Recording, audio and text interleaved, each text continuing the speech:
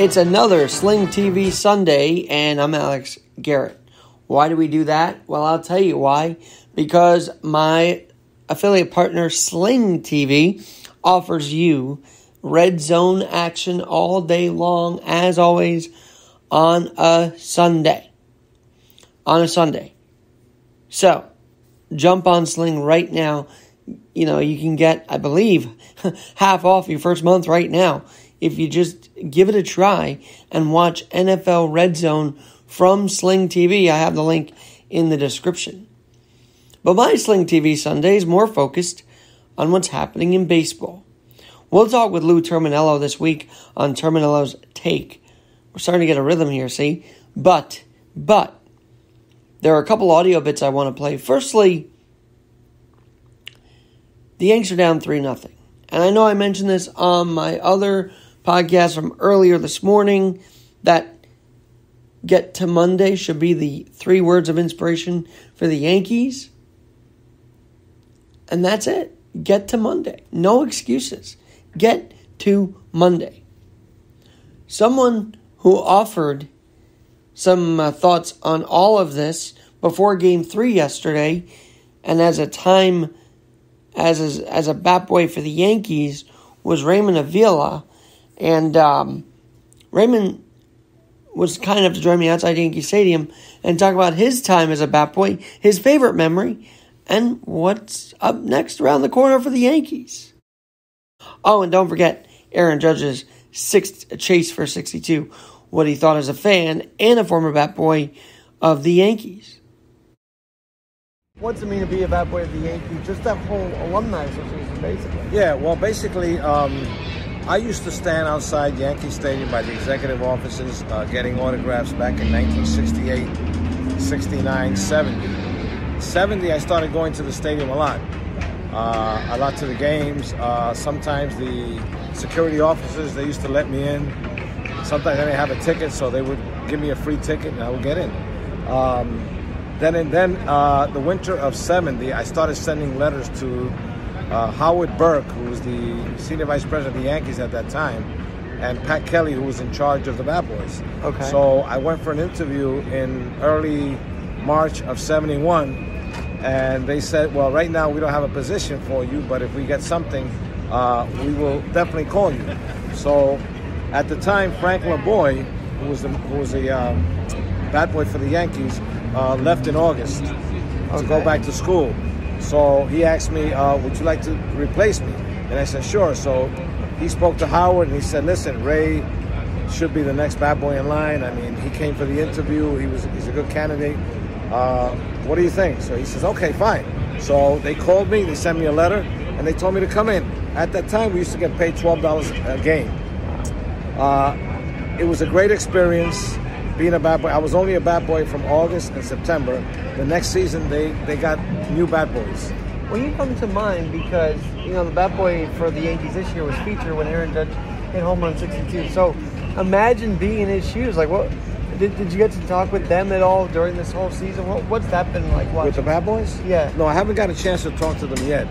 But when I get a chance, probably tomorrow, I'm going to get a chance to talk to them. What's your thoughts of 62 as well? I mean, if you were there right now as a Batboy, would you be nervous? Would you stay calm? Like, you're dealing with all these guys. Well, you know, I mean, I would be a little bit nervous. I would say, you know, when is he going to hit it? Is he going to hit it? I mean, because that is historic.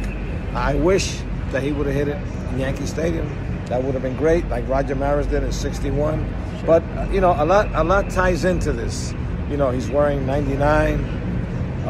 He broke his record, you know, so, I mean, a lot ties into that. He also broke it on game 161, the address of Yankee Stadium. Game 161, the address of Yankee Stadium. And, you know, you've been around all these different players through the years.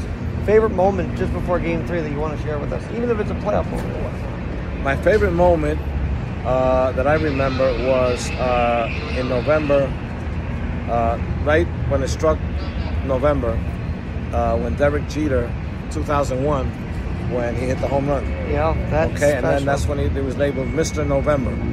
And then for you personally, a Batboy, any favorite moment as a Batboy that would be? Favorite moments as a Batboy? Yeah. Well, one of my favorite moments was basically when Billy Martin was manager of the Tigers. Okay. that I was standing in front of the door, and he lost to the Yankees, and he came in, busting the door down, and he turned the table full of food over, and the players were mad because they were hungry and they couldn't eat because all the food was on the way. So you want to eat?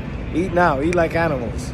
You deserve to eat like animals. That's great. Now, you have a press pass. Obviously, you've been around this organization now since the 70s. So what's it mean to stay in the Yankee family, if you will? Well, basically, it's good. It's good. It's good to be back here. I haven't been back here for a while.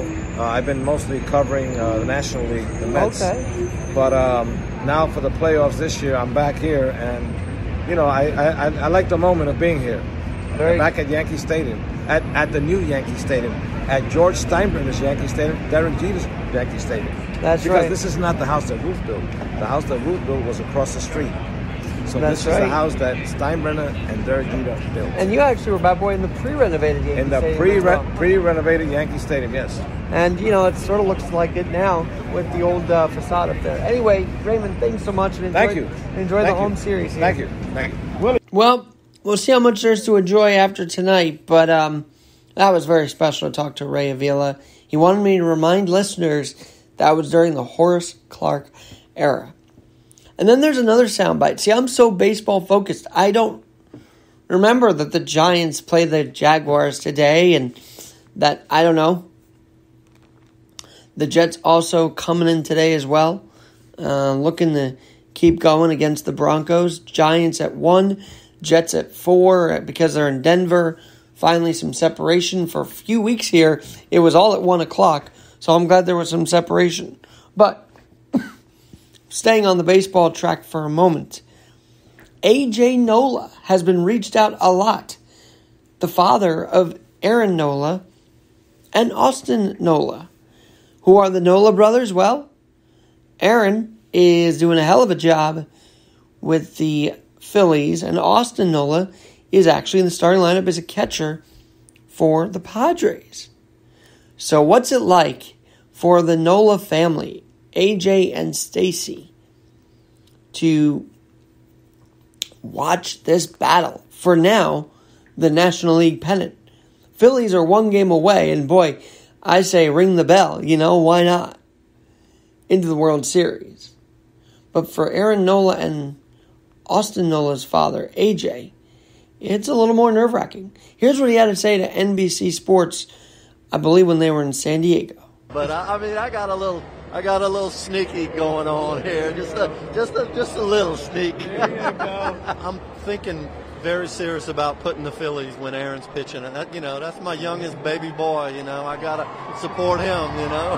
Yeah, I'm gonna be a rack of nerves, man. I don't know if my heart can take much more of this. Last year they faced each other 1 game, and in early this year, I think in maybe June, they faced it again, and those were fun games. This is a tale of 2 cities that won a championship, so it's a little bit more serious. So I'm nervous. And so there you have it. Audio courtesy of NBC Sports' TikTok. Tale of 2 cities. The chilled out yet very, chilled out San Diego vibe versus the city of brotherly love, Philadelphia. And at the heart of it all, at the heart of it all, are these 2 brothers facing off against each other, and the stakes for the pennant race, and the underdog story. Who would have thought the Phillies would win against the Braves? Okay. Cardinals, well, that was a toss-up, I feel like. But the Padres, who would have thought they would take down not only the Mets, but the Dodgers. And yet here we are, Robbie Thompson and the Phillies on the precipice of the World Series. Bryce Harper, again, on the precipice of a World Series. Let's see how this goes, guys. Let's see. Although I should say not again, because actually the Nationals won the World Series after Bryce left. So here he gets a chance to really be in the World Series. It's going to be exciting. It's going to be exciting. I love that city. It is my second city. It is my second favorite sports town to New York. And I'm not a big Eagle fan, but I'll tell you what.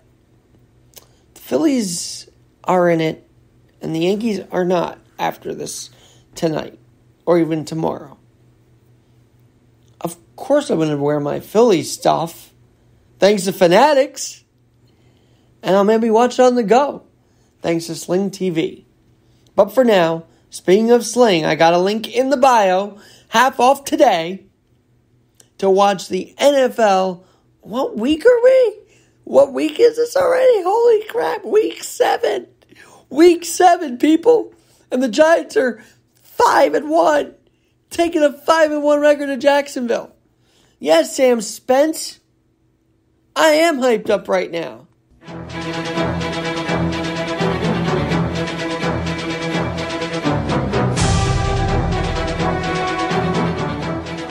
Enjoy the NFL on Sling TV. And maybe catch the clincher for the Phillies while you're at it. And the Yankees try and survive. Down 3-0. Boy, oh boy. Take us out, Sam. Thanks so much for listening to this Sling TV Sunday, Episode 4.